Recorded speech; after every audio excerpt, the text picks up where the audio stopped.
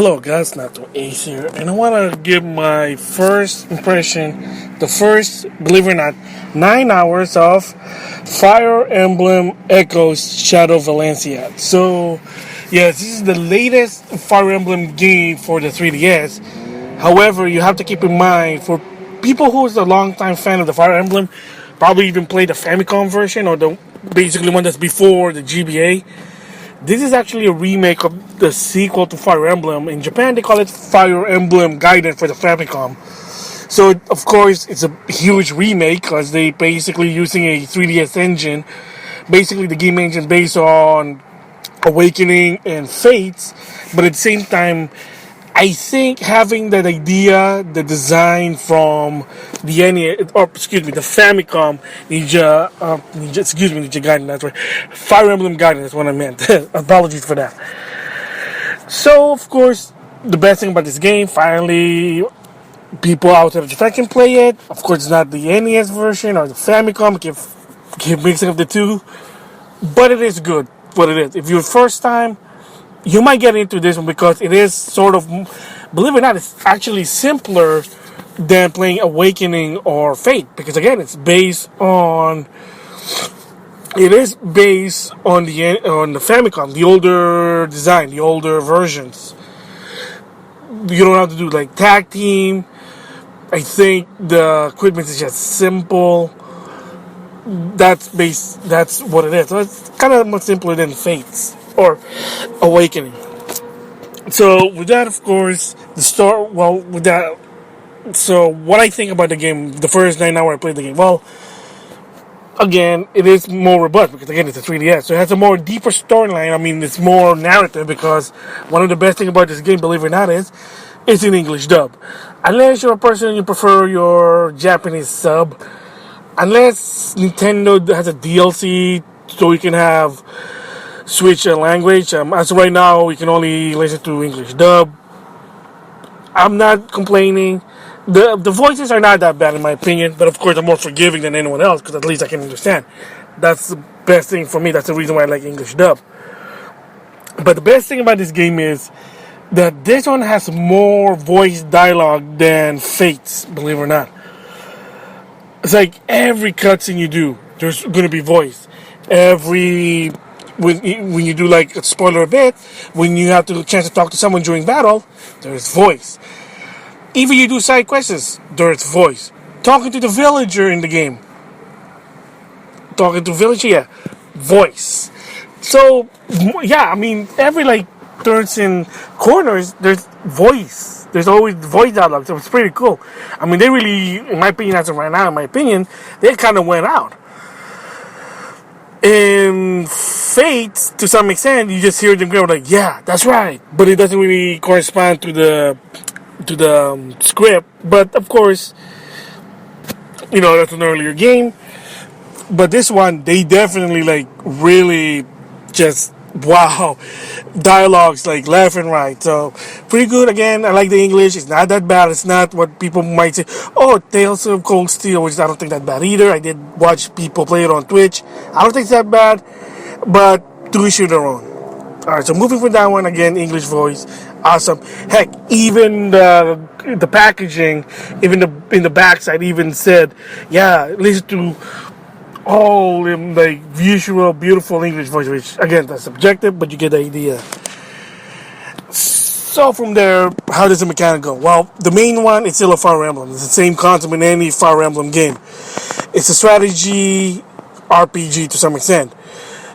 It's basically usually is you're in a grid, you position your character, and then you fight the enemy, and then once you're done, the enemy does the same thing, and then vice versa. So the main core is still there. It is still what the Fire Emblem game is. But with this one, it's sort of a little bit different. I kind of have a vibe, believe it or not, from Final Fantasy Tactic. Why? This game has a map screen. Yes, you go around like a Super Mario Bros. 3, like a map screen. There is a map screen in this one that you move your character. And believe it or not, again, a bit of a spoiler here, but not so much. Like, as you progress the game, there will be like random battle. They're like, well, not random battle as in you just random, like like a Final Fantasy prior to Final Fantasy X, random battle, there's still enemy, but they'll try to position themselves on the map. So yeah, so there's a map. That's something. I mean, like a world map or a map, not just like a grid, like the main game. Because the way the design was, it kind of relates to the story. Like yeah, but I'm not even gonna go into the story that much. But let's just say, sort of, I hate to say a bit of cliche. There's a prologue. There's a bad guy that's trying to invade your village, and then you have to defend it, and then, well, to some extent, and then, yeah, then you basically go on a journey. I mean, it is kind of close with the storyline, but you gotta understand it is based on an early Fire Emblem game, so there you go. So another feature that's never been in a Fire Emblem game is dungeon adventure. Let's just say that. Yeah, there are dungeons in the game. No joke. There's a dungeon. So when you go to a dungeon, prior to do it, prior to going to the dungeon, you have to set up your team because the way it's designed, you have to choose wisely which team you want, and then you go into the dungeon. You can't change them in the middle. So whatever team that you can put in you want, that's useful to that dungeon trip, then there you go. So yeah, so there is a dungeon part, and it is interesting how it controls. It's like you're playing an actual dungeon game. Your character moves around, and yes, you have an attack button, and yes, you do attack barrels and crate for because you need to. There's like hidden items and stuff, treasure. There's also enemy. Again, not type of random battle like you just appear out of nowhere. Random battle at, like I said, there, like they appear in the map and then they move around. But in the dungeon, there are enemies. Excuse me. Yeah, there is an attack button, and if you hit him, you get an advantage. And interesting enough, also, that the character you play, the main character, either Alm or Celica, if you push the A button like 3 times, you do like a 3-hit combo. I mean, okay, maybe this is like a foreshadowing to Fire Emblem Warriors. maybe that's where they're getting the idea. Who knows? But again, like they said, it is something different. That's what the reason why it's called Gaiden, because it's trying to have that main element, but also adding something new that's never been in a Fire Emblem game. So you move around, finding treasure, and then of course you get shrine, and of course the shrine helps you change your character class, improvement. Common thing in Fire Emblem, again, like I said, I'm not really familiar with most of it. If I remember, I think Fire Emblem Fates was the first game that you can change class. It could be Awakening. I do have the game, but I have not go far yet to really know. I did finish Fate. That's the reason why. Because I think it's the better of the game than Awakening, in my opinion. So right now I'm playing Echoes here. But anyway, moving on. Yeah, there's shrines. You can change your class, improve when you level up. So it is sort of a strategy JRPG. So it's not just, like in previous game, you just go next chapter, trying to finish the game. Because kind of like in Fate's Birthright, not so much with Conquest, Birthright, there are like extra battle or side battles. In other words, additional extra battle that's not part of the gameplay that can help your character level up. Maybe even build relationship. Same thing with Echoes here. When you're moving around, like I said, there's enemy always popping out. Dungeon, same deal. You go in dungeon, there's enemies, engage them, and then you do level up. So one of the best things about this game is you can level grind if you want to get powerful. In previous ones, I played the one from the GBA, and I think also the one for the first one for the DS, Mystery of Shadow, the one with Mark. They did a remake on that one. You don't really can power up. It's like whatever character you do, you gotta move to the next stage. So there's no way to power up your characters. And for some, the reason why in the past not a lot of people really have a hard time getting into the Fire Emblem game is because of what the design is. It was it is a JRPG, but the problem in the past was there is no way to level up. You just keep going, you keep progressing level. Second, permadeath. If your character die, they're done. That's what it is. They're done.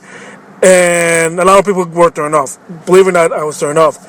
In Awakening, they didn't introduce casual mode, which your character just die, but then they go back the next time.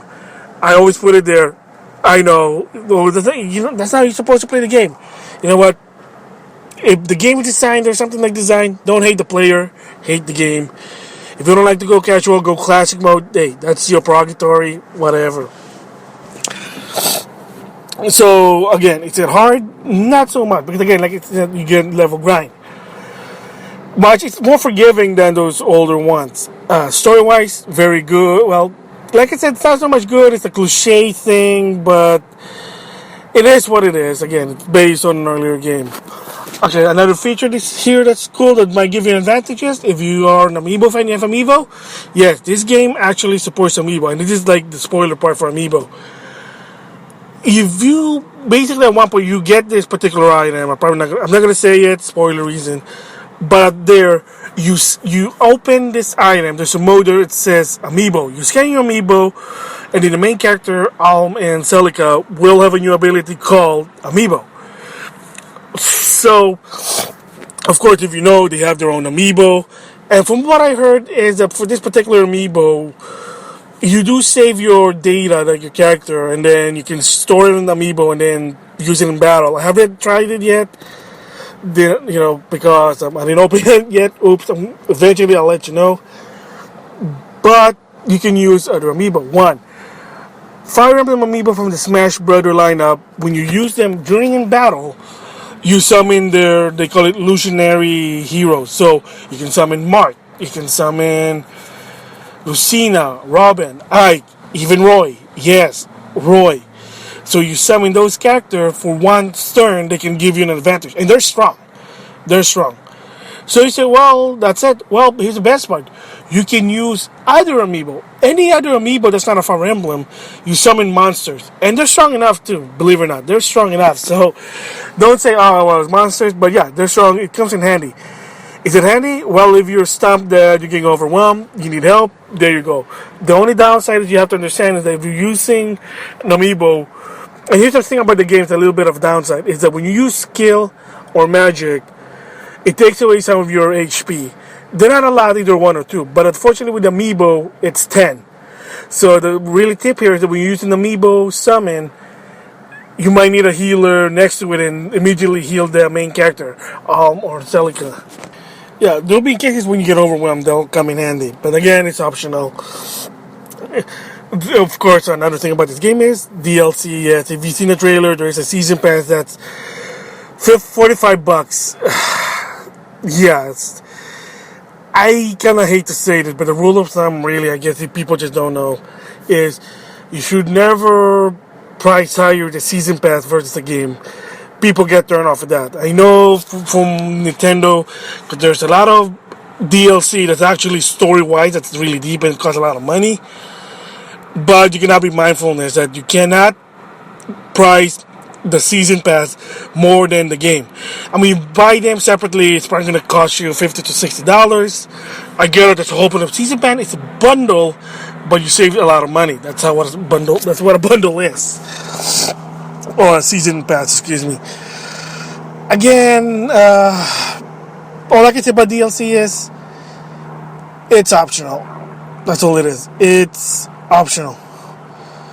DLCs are optional, so if you don't like it, don't buy it. That's all I can say. So overall, right now, the 9 hours, I'm actually having fun in this game. I do able to level up my characters. Because like I say, random enemy pops in. Would I recommend it for people? Yeah, if you're a Fire Emblem fan, yeah, definitely it's a good game. It's way different, well, sort of different approach to the Fates or Awakening. For somebody new, you might get into it because again, it's a bit simple versus the other games.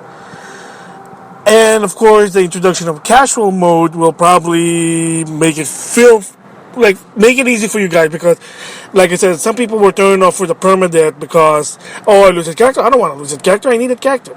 Again, yeah, but that's always been with the Fire Emblem. That's why they're trying to make it a leeway so more people can get in. So there you go.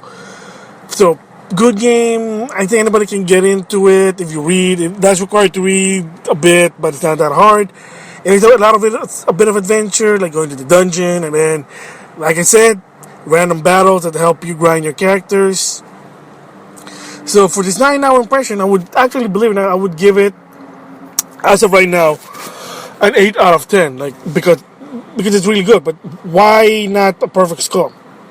Well, first of all, it's an impression, so there might be something that I might miss.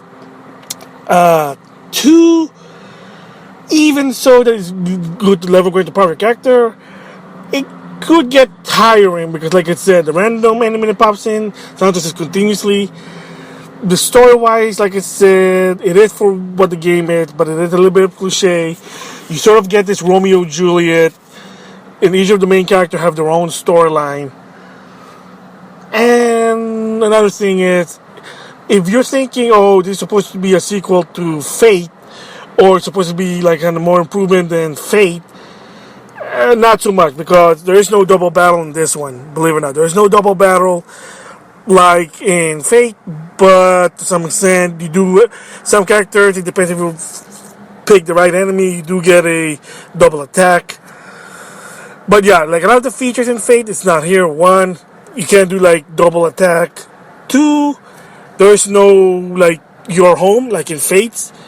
Of course, it's based on the NES, but it kind of does what it does for this particular game. So yeah, an 8 out of 10. So if once I finish this game, I'll probably give my full review of what I think about it. But as of right now, at just 9 hours, it is really fun. The story, like I said, it's okay, but it is what it is. So yeah, that's my impression. The first 9 hours of Fire Emblem Echoes, Shadow of Valencia. So with that, thanks for listening.